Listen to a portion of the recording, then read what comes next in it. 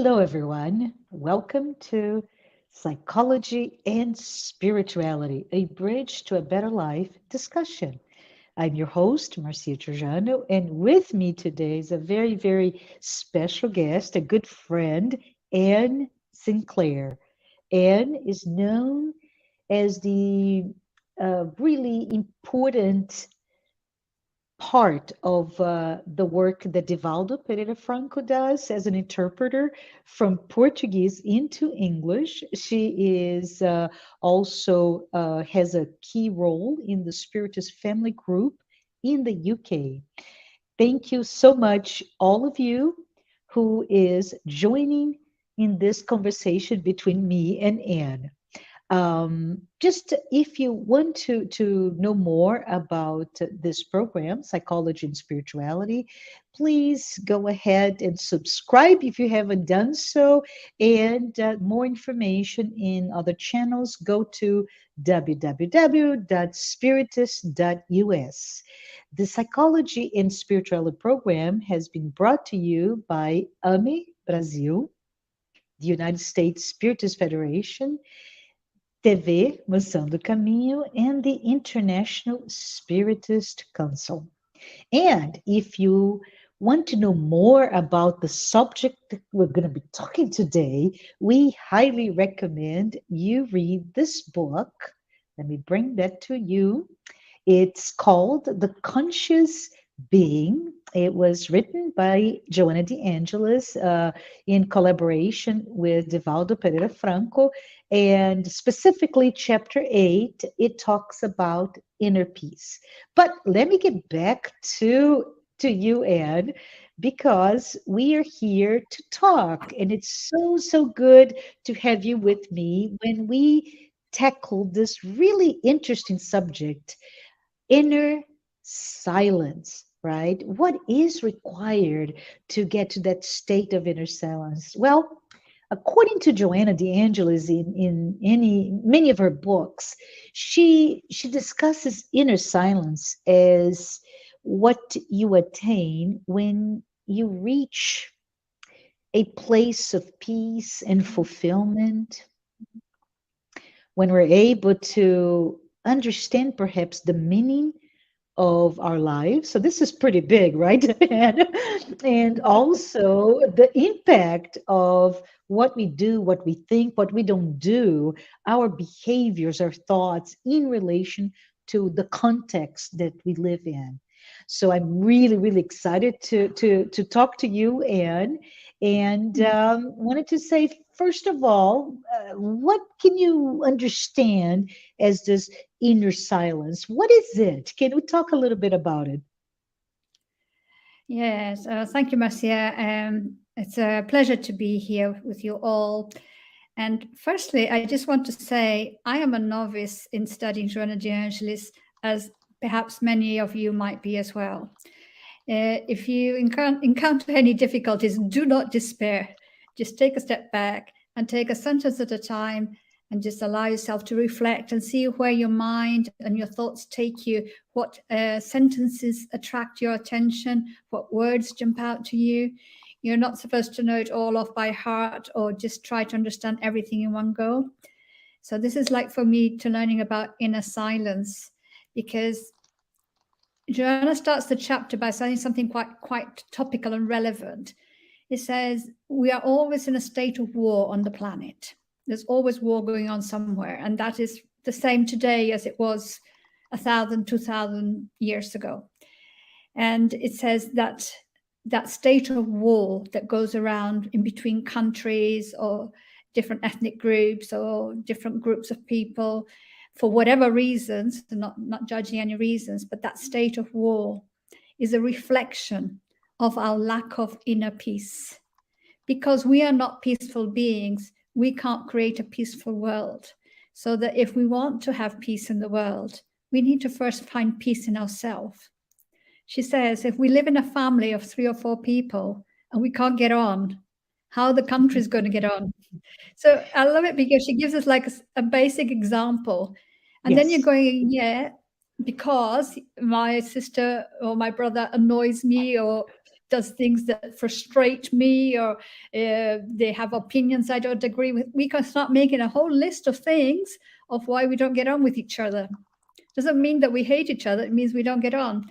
And that reflects into society on the smaller level, right up to the level of country and country.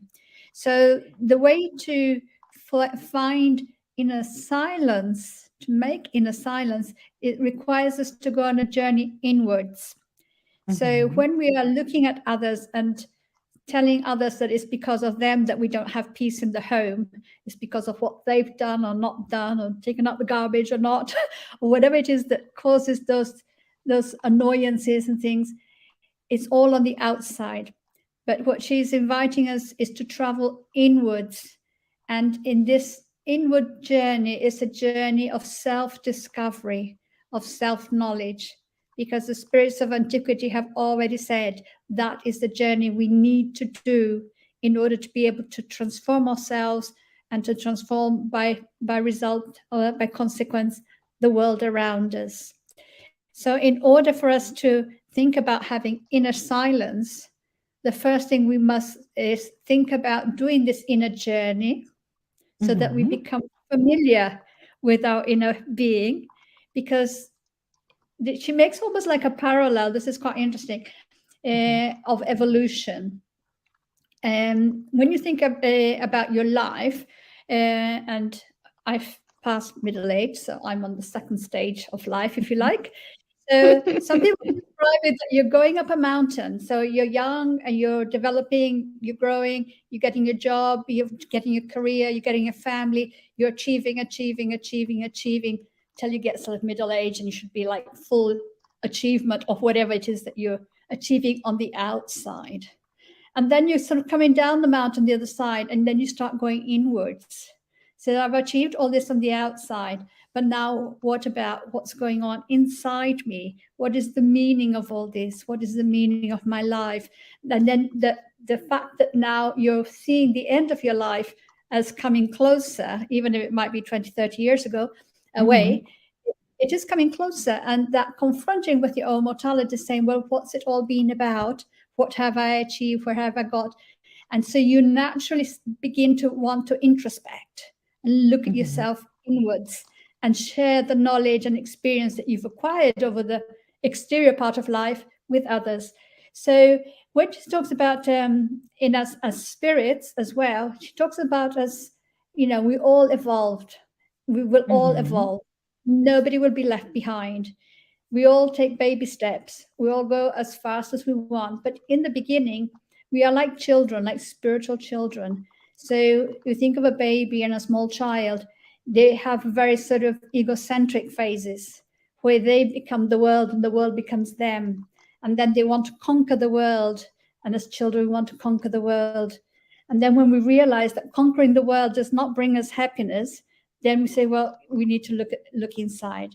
So this inner silence is necessary for us to be able to really look inside ourselves, because we are an unknown country inside ourselves, unless you've done, you're way ahead of me or things. And it's sometimes things come up that you're like, whoa, where's this coming from? Things that might not be pleasant, things that we might not be familiar with, but we need to have that inner silence in order to be able to see this.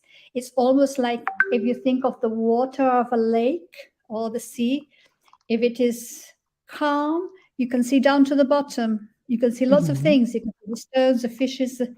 But if it's moving around, it's all choppy, you can't see into it. So I kind of like to think in images. This is kind of an image that kind of works for me. So inner silence makes my inner lake calm, so I can see deeper in. But it is necessary to have courage to look in as well, because you don't know what. Sorry to interrupt you, but I think this is a key point, right? First of all, it is a journey, right? From the topic perspective, it is in a journey. We can talk about, let's quiet everybody else. We will always have that conflict, that external bombardment of ideas, of new technology, of a life that changes. There's so much coming at us, but it's up to us to find a space, right? To create that buffer between what comes at us and what we withstand, what we tolerate, how we actually react. In the it's not so much the what, but how we react. And we react with love, with patience, with embracing the other, with all his or her own issues. It's about this sense of balance, of quiet, of silence. So I love the title, by the way, the inner silence. But something that you mentioned now with the water, and it's an image that I love it. I love it. Thank you. Because if you think about it, in that clear water, if you just throw a pebble, think about it, right? Just a pebble, and it will create all sorts of ripples that can go on and on and on with just a little pebble. You are able to not only see inside the water, inside the lake, what's below the surface, but also the impact. No matter what, how small it is, you can see it uh, disturbing, if you will, that calmness. But let's think of the other scenario, and if you have the choppy waters and maybe even the ocean, where's the waves and all of this, you can send a boulder and you cannot see the ripples, right? So that's really important, because when we talk about inner silence, peace, internal and external. And we also talk about conflicts and the need for that inner journey. If we are in turmoil with everything that goes on in our life, we don't know the true meaning of our lives. All that comes in, it just adds to the turmoil versus our ability to calmly see, yes, this is happening. Let's see what is the impact inside of me. Love it. Thank you so much for that imagery. Thank you. But Mhm. also, I mean, if I just carry on, like in this chapter, Mhm. she mentions exactly what are the things that make the waters choppy. If we use that image Yeah, to take it yeah, through, and saying like, so the essence, you have the essence of the substance. She says. So the essence yes. is the spirit that we are, that eternal being that has a journey. But the substance is all the environment, all the things that affect it. So if you think about your own material life, this incarnation, you Mhm. are the person that you are today because lots of things. You have your mom and your dad, you have your genetics, you have your body, and you have all the experiences that happened to you growing up and forming relationships, having jobs. All that affected you in some way, and some things they echoed with things that had already happened to you before, making it starting to say, well, that's the truth of the world because this is what happens to me. It's how we build our knowledge and acquire that way of knowing. Mhm. But Mhm. because we've acquired it and because we've gone through things on more than one occasion, then we sort of take it as truth, when sometimes it's not the truth, but it is the result of those experiences. And it's difficult for us to be able sometimes to see something different. That's a I very was good thinking about, point. Yeah. Mhm. I think of this topic is about where is the focus of our mind. So there are lots of interesting things, and there are some on YouTube. I've probably mentioned them before because this subject interests me. Like, when Mm. there's a crime, they say witness statements are useless because everybody sees something different and everybody remembers something different. And I was thinking about where is the focus of your mind. For example, I had an experience that maybe some people can relate to. When I was first pregnant with my first child, I decided I need to buy a pram. I think they call them prams in the US as well, buggies or strollers, something to Stroller. push strollers, put your baby in. So, of course, as my first baby, I don't have one of these. So I went to the big department store, and there were so many I had Mm-hmm. not a clue how to choose. Which one am I going to choose? There's such variety. So I went out and said, oh, I'm going to have to do some research to decide which one to choose. And I was in the shopping center, in the shopping mall, and I sat down on the bench and I thought, I started looking, and all I could see were mums with the strollers, with their babies going past everywhere. And I said, I come to this mall, to this shopping center so many times. I had never before seen a mum with a baby. But now, because this Mm-hmm. was the focus of my interest, all I could see were mums and babies. It's just so interesting. It's just a simple daily life experience that I had, but that it is the same for us spiritually and otherwise. So, if you, what are you looking to see? What are you seeking for? If you go to a Mm-hmm. situation and you're seeking for the bad things, you will see the bad things. But if you Yeah. seek for the good things, you will also see the good things because they're side by side. Everywhere is a mixture of both things. This earth of ours is just full of different variety of things that you can experience and see. So when you start to awaken your consciousness, you start to be able to think, okay, maybe these things have been resonating. This is my experience so far, but let me look for something different. Let me focus my attention on something different and see if I can see that. And it's about the focus of what of where we're taking our attention, our intention. And that can make a difference to break out from the molds, because this is what Joanna says to us. We get caught Mm-hmm. up in our own molds of the repetitions that then we Yeah. make our reality out of. They say, oh, the world's a bad place. Then you start really, all you can see is all the bad stuff that happens in the world. But you start saying, no, the world has bad things, but it also has wonderful things. And you start seeing And, the wonderful things. yeah, and let's talk maybe for just a minute about this, right? The first thing that comes to my mind is the fact that um, we are who we are, right? We of course, from a spiritism perspective, a spirituality perspective, the idea that we are an immortal being, right? That Yeah. you go from life to life, meaning you die, your corporeal existence ends, but you continue as a spirit and you reincarnate. So you bring that baggage with you, but overall, this one lifetime, it's really a reflection, as you were saying, Anne, to a reflection of that that ecosystem, if you will, that Mm. environment, the subculture of the family, the Mm. subculture, if you, and I'm saying subculture not as a below culture, but as a smaller portion of the larger Mm. culture, the subculture of your family, of your neighborhood, of your city, or of your country, if you're in the east or west, so on and so forth. And what's so interesting, as you said, we somehow forget to question: is this the truth? Is this the compass by which I'm saying this is my north? Is this the true north, if you will?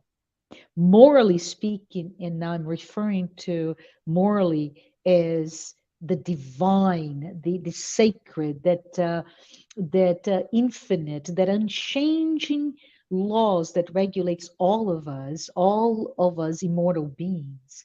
Are those really the measure by which I'm referencing myself? Mm. Most likely, just like your witness statement that you mentioned, most likely we can't. We are so immersed that we become blindsided to that larger, that the truth that goes beyond our little pocket, our little subculture. And it's very Mm. interesting for us. It's okay, right? It's Yeah. okay not to see the broad picture. We are all evolving and growing, two aspects of the same thing, as Yeah. as immortal spirits, as immortal beings, and we are going to be there. But just the conscience, the awareness that our inner peace plays such and I say inner peace, but inner silence, it's such a key component for us to attaining our peace and be the peace. Be like Mahatma Gandhi said, be the change that we want to see. It is critical. So love your imagery, and any additional thoughts that you want to bring to us. Yeah, well, I was just thinking because Joanna suggests that some of, let's say, this cloud, this environment that we bring with us, that's all this Hmm. noise, this outside Yeah. noise, that's constantly interfering in our thought process, and it's part of what happens to us when we try. She said a good way to reduce that, she says, using the tool of meditation. Yes. Now, there are people who are very experienced and advanced meditators. Not myself. I'm working on Uh-huh. it. But Uh-huh. one of the things that when you say, okay, I'm going to meditate, I'm going to do 3 minutes, just like do some breathing, and just either focus the mind on whatever. Yeah, it doesn't matter as long as it's just like bringing your mind to a focus, just to try and start to develop this silence. Boom, boom, loads of things start coming into your mind. You Mhm. remember, oh, did I lock the car? And I, I need to go to the supermarket afterwards. I need to get some more salt. And then all these things that are completely not relevant to the moment start pouring in. And then you get frustrated because, oh my gosh, I can't do this. My mind is just so full of everyday stuff. So I say, how do we work with that? And she uses the image that the Orientals use of the mind being like a monkey, like a chimp, jumping from branch to Mhm. branch all over the place. And our minds are like that sometimes. They say beyond the Mhm. mind is the higher self, the spirit, who is eternal. That, and it's just for us to connect with that essential eternal being that we are, and just let things off the earth and the body just put aside for a moment, and just by making that silence, being able to reconnect with ourselves. So I said, when things start popping up, first there will be the worldly things. Just say interesting, and just like take it to the side and release. Don't be angry with it. Don't be frustrated. Just say, okay, just you can go. Then other things will start to come up from the unconscious mind, and these are things that we have repressed. Then suddenly they might start coming up, and we might not like them because they might be, let's say, I might have feelings, I don't know, of jealousy or greed or something, which I think I shouldn't have. So I repress it and pretend I don't have it, Mhm. instead of letting it come up and say, look, yeah, this is me. I have thoughts of jealousy. Where's that coming from? Why do I feel Mhm. insecure in this way? Or this is the result of something. It's not that I'm bad. This is the Mhm. result of some evolutionary process in which this developed as a defense mechanism of some type. So just you say you become interested in what comes up rather than judgmental, and you start to come in contact with things that you have that were unknown to you. And at the same time, also, because the spirits tell us, and Joanna tells us, we can have the interference of thoughts from other people, incarnate or discarnate. There could be some telepathies, but we can also have people in the Yes. spirit Yes. world who either might like us very much and are very close to us and want to influence us, or people who don't like us very much and want to disturb us. Still, Mhm. it's like all these radio waves, with going into our mind, and we connect where we connect with things that have make resonate with us in some way, even if we wouldn't like to admit it. But there is something there that makes that connection, makes further noise. So the inner silence, it's not a day project. This is a project that's going to take time, but like everything, you need to exercise in order to develop the skill, and then it becomes second nature to you. But if you don't start, and you don't start developing and getting to know yourself and what are the noises that are coming up, then that's not going to happen anytime soon. So it's just a question of when people feel that they're ready and they want to give it a go. Everybody can do this at home, and create their own discipline. But I think the important thing that Joanna says to us is, like, we shouldn't give up when we face the first obstacles. She says the conquest Mhm. of the outer world, she said, are easy compared to the conquest of the inner world. which is quite interesting because quite a lot of us might think that some of the things on the outer world are quite hard. So if she thinks they are easy, that means just in comparison, conquering the inner Mhm. world. Why is it difficult? It's because it's new to us, because we are still very young spirits. Yeah, we're Mhm. still very at the beginning of our development. So we're learning something new, and that's why we struggle. But we will learn it and we will develop because that is our destiny. Yeah, and I love that the concept of first of all how noisy we are, how much we are repressing, right, and how looking at ourselves is so difficult. So in without really knowing, we don't know how to go into that inner place, that we can find that inner silence, because it's scary. It's scary to be reminded of all the things that we ourselves hid away, that is so difficult perhaps that we don't want to face it, and boom, it comes to us. But in the courage, in the moment that we welcome that side of us that we may be judged, that we repress, that we sometimes even hate, by embracing them, by looking at it, by facing who we are, we develop things that are amazing. And number one is self love, self forgiveness, self compassion. And in the process of creating inner silence, we're also creating a space for us to be in touch to our authentic self. So if you go back to something that you said, and I thought this so interesting, at the image of going all the way up this mountain, and you it's a different, right, it is really the journey where we're meeting the demands of this world, be it, I don't know, as a child you go to school, as a say as a teenager you start to understand your social engagements, your social being, as a young adult, with your professional life and so on and so forth. But then all of those things are really outward looking, right? Mm, Outward in terms of the context by which we are based on.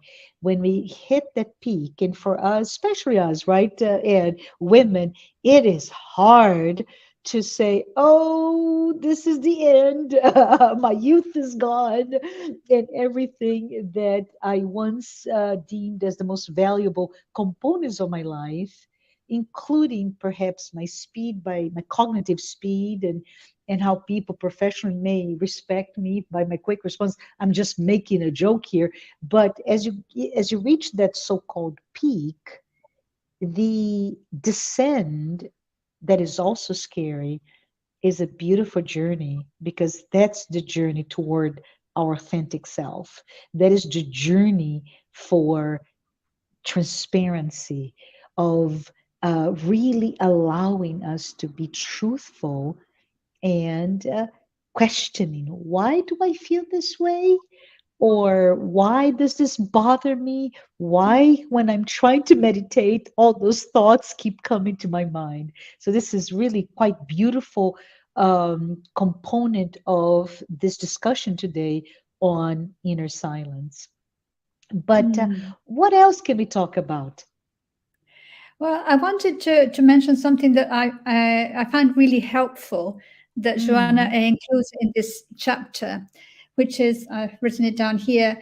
She's taken this from the famous Russian Gurdjieff, and mhm, adapted by the rope. And it's about the levels of consciousness. It's a way of classifying levels of consciousness. And I find it helpful in my learning process. So I thought mhm, I'll just share what it says. So Gurdjieff suggested 5 different levels of consciousness here on this earth. And the first is the sleeping consciousness. The second is the sleeping and dreaming consciousness. The third is the sleeping awake. The fourth Mm-hmm. is the transcendence of the self, and fifth is the cosmic consciousness. So the ultimate level of evolution that one could aim for, linked to the planet Earth, is this cosmic consciousness, in which you and the cosmos and God, you become sort of, how can I say, embedded, not embedded, but like immersed in God's thoughts, and you become like Mm-hmm. one with the universe. It's something that I can't really imagine because it's so far away from me. So I Mm-hmm. can put a few words to it, but it's something that it's difficult for me to imagine. But yeah, I take it that is the top level. But if we start at the bottom level, that a lot of us might have Mm-hmm. just been somewhere in the bottom. The first one, sleeping, that means those people, and for sure all of us at some point in the beginning of our evolution, the sleeping Mm-hmm. consciousness lives almost the animal life, the life of Mm-hmm. the body, just doing the things that the body needs to do, just like any other Mm-hmm. animal on the planet, where you have those seeds of consciousness there, but they're not really acting. So the life is pretty much like an animal life.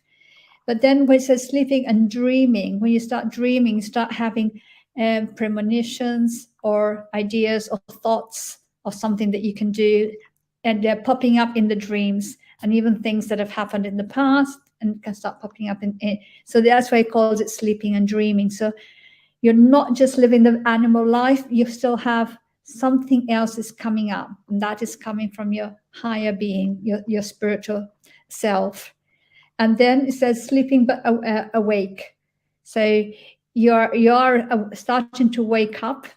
And the idea that sometimes I hear for this is like, if you've had a very, very long sleep, and when you wake up, you feel a little bit Mm-hmm. confused. That's how a lot of coming into our concept, we are waking up, but it's a little bit confusing because this is new to us, and we lose a bit of sense of self, and what seemed to be okay might shift. And Mm-hmm. I think that this is something that we were referring to before when she suggests that we need to sometimes change what we think is our truth or our reality, our Yeah. behaviors, Mm-hmm. that we can do things differently. But in order to do things differently, we need to imagine how that would be first. We need to create it in our minds, create space for a different way of doing things, and not just repeating always the same. And Mm-hmm. so we start to awaken our consciousness and say, well, we are higher beings. We have this unlimited potential. And Yes. then, of course, going on to the other, the transcendence of the self, that person that doesn't live for themselves anymore, lives for the community, is free from the ego and things like that. So I'm just thinking that when we think about that, we can think about how this is a natural process that everybody's going through, and that we are very keen to change others, our family members, our loved ones, who say, you're a sleeping consciousness, let me wake you up. No, let everybody wake up in their own time. Let us wake up ourselves and do the best we can, because our presence, as we become more irradiating of light and love, we transform the environment around us, and we transform it for all those who share their lives with us. Let us worry less about changing others and be more concerned about getting to know ourselves. But Yes. I was thinking very much something that you said, and I think this is absolutely crucial: self love. Mm-hmm. Because if we don't learn to love ourselves and accept that we are not perfect, that we have things that we might have done in this life or in previous lives because of our ignorance, or because we were motivated by survival instincts of greed or whatever, it's not about making moral judgments, but it's just Mm-hmm. embracing, says, at that time, that is what I did. Because by developing that self love and self forgiveness, we can also learn to love others and forgive Mm-hmm. others because they do the same things that we do. So, we're all in the same boat, if you like. If we're on the same planet, we're all pretty much close together.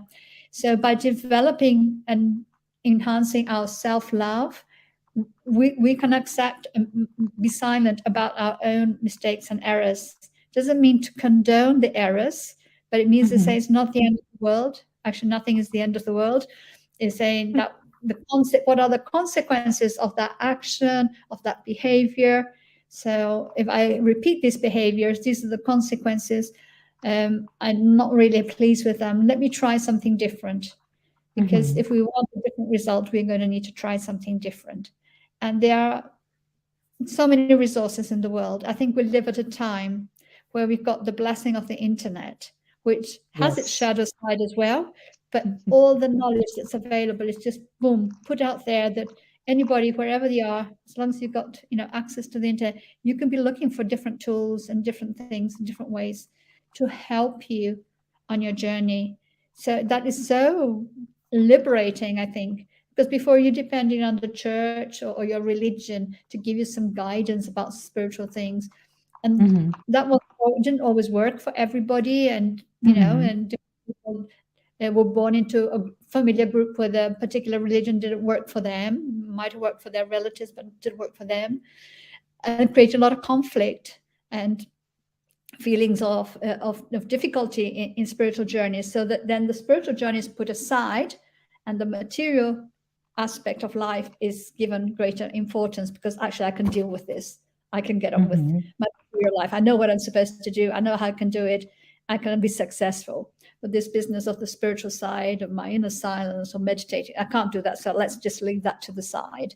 Mhm. And we can leave it to the side, but it's inevitable that one day we're going to have to go and pick it up, because it is part of our development as spirits on this planet. So Yeah. we're not going to go, all of us, from level 1 to level 5 in one life. It's not happening. But Yes. So that's a good point. Sorry, I did not mean to interrupt you. no, no, Yeah, but it's interesting, right? If we recap what you're saying with the various levels, and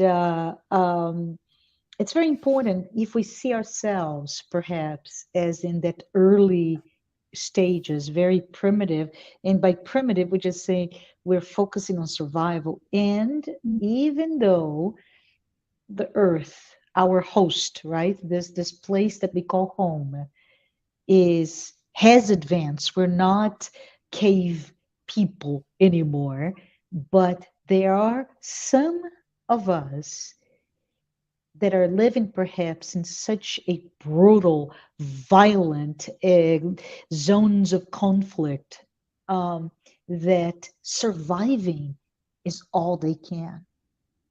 So I mm, think it's important for us to be very aware of the levels of awakening, as you mentioned, and but also the fact that the moment that we start to point the fingers, oh, look at me, and I'm joking here, of course, I'm super enlightened, therefore I'm higher than you. Right in itself, when we look at this, we're falling prey to a number of things that it's actually not where we need to reach, right, which is the final destination where we get to that cosmic consciousness. It is really all about loving acceptance.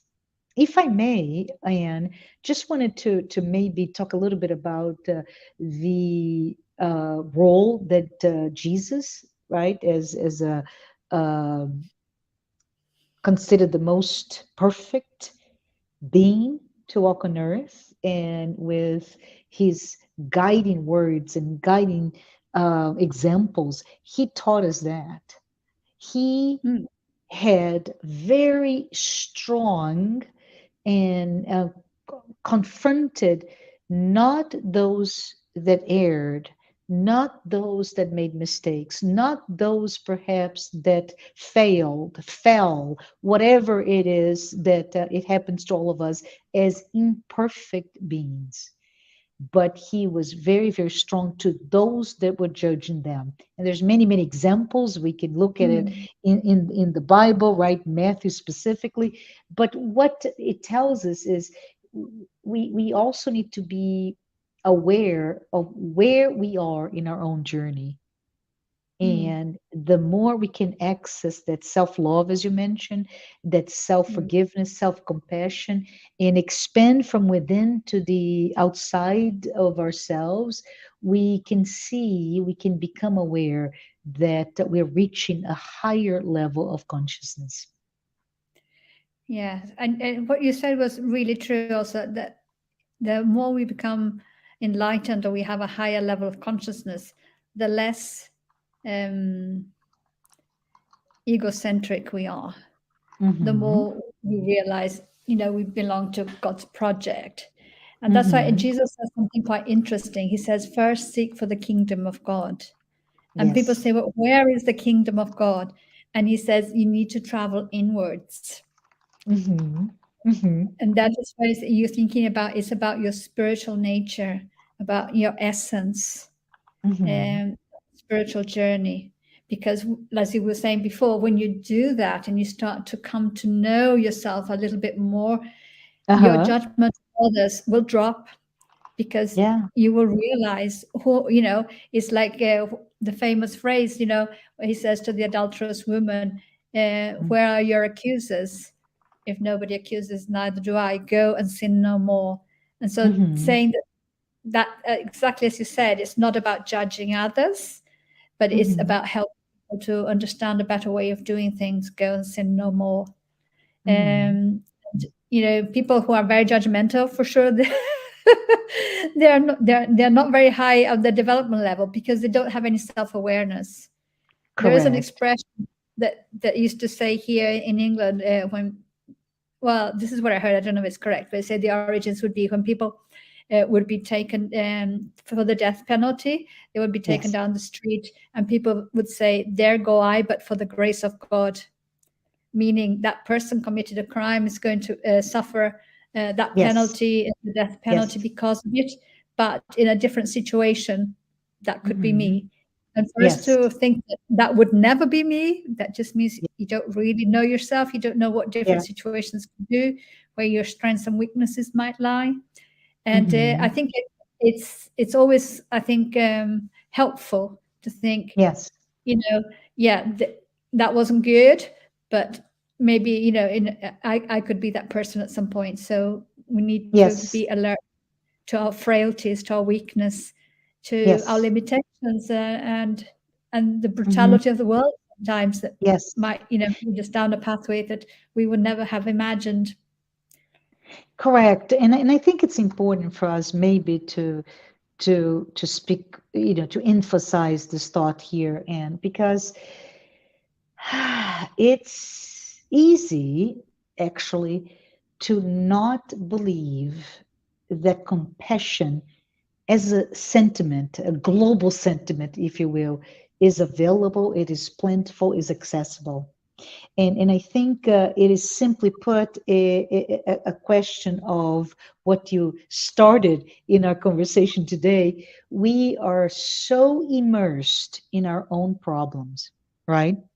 We are immersed in our pains, our afflictions, our suffering, all of the chaos that is part of my trajectory, my life, that we end up not really looking around to those that perhaps may be suffering more than I am.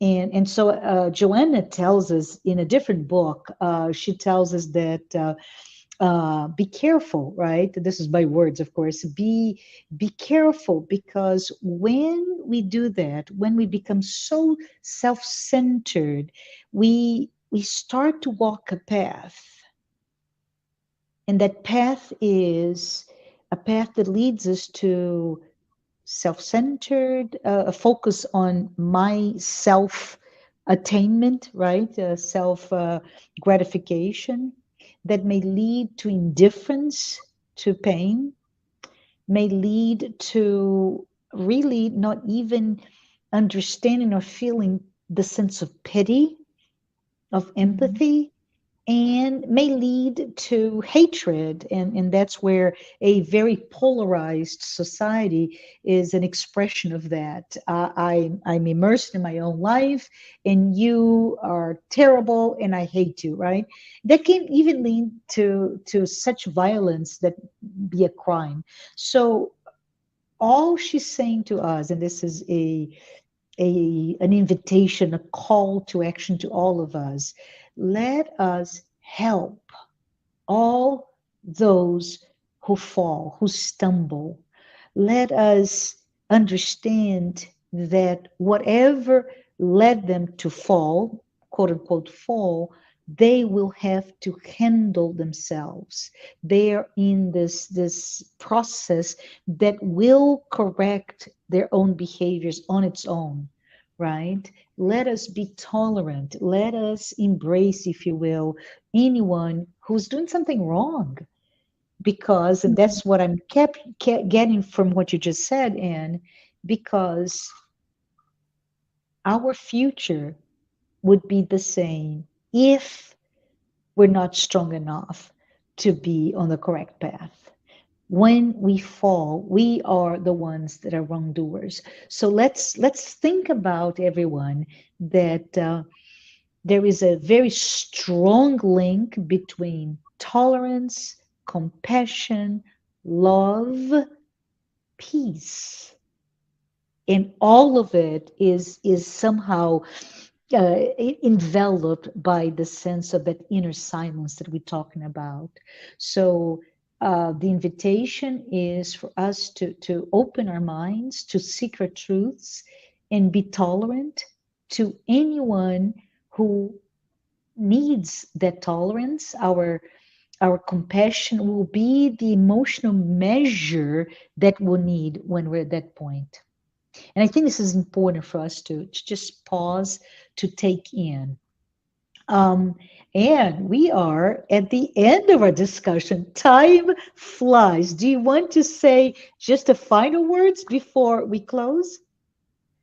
Yes. I started off by talking about world peace and Mhm. the peace in ourselves. And I bring it back to that. Some people might not be ready for peace or not be seeking peace. But if we are seeking peace and we are wishing for a more peaceful world, the action that we need to take is to start to seek our inner peace. And our inner silence is a journey that will help us discover inner peace. So that you have the examples of people like Gandhi and Jesus, who in the midst of massive conflict remained in peace because they had already found that place of spiritual understanding where peace becomes your way of being. So if others might not be there yet, then that's up to them. But let each one of us that is interested in being that transformation, in trying to become a presence of peace in the world, let's start looking into ourselves and finding our inner peace, our inner silence. That's my invitation. Awesome. Thank you. Thank you, Anne, for being here with me. Thank you, who is listening to this live podcast like friendly conversations about psychology and spirituality. And we'll see you again in our next episode. Thank you so much. Bye.